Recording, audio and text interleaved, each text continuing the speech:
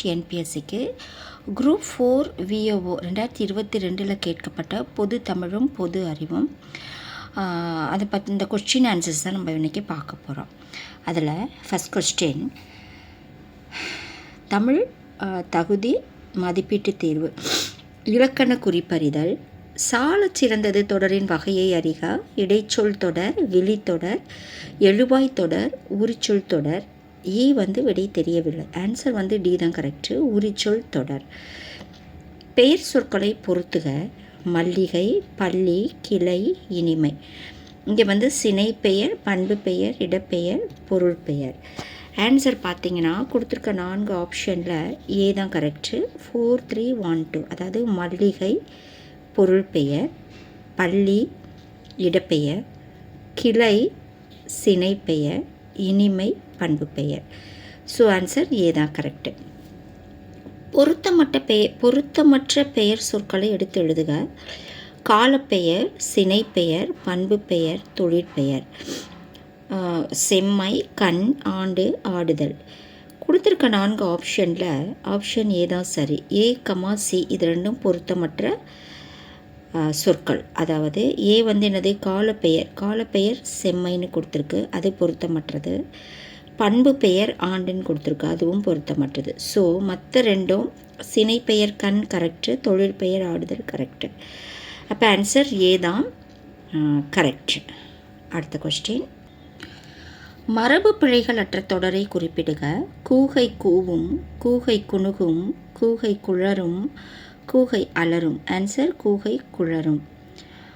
C தான் correct. அடுத்து, சந்தி பிழையற்ற தொடரை கண்டறிக. வேலை வாய்ப்புகளில் கணிசமான மாற்றங்களை செயற்கை நுண்ணறிவு கொண்டு வரப்போகிறது.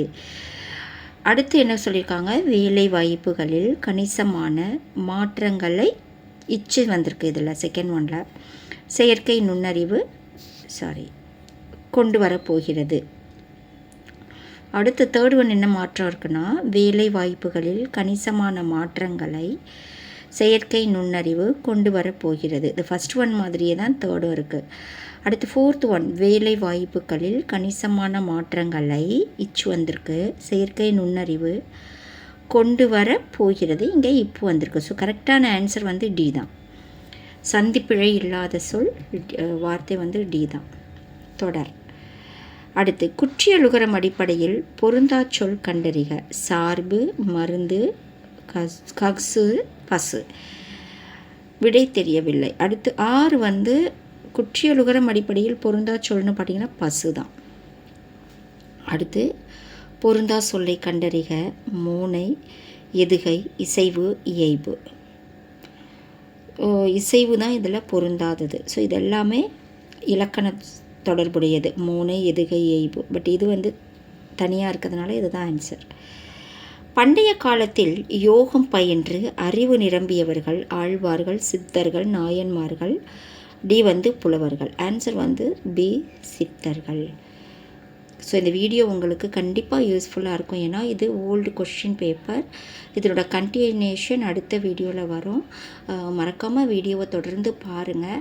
நிறைய நம்ம வித்தியாசமான கொஸ்டின்ஸ் ஆன்சர்ஸ் எல்லாமே போட்டுட்ருக்கோம்.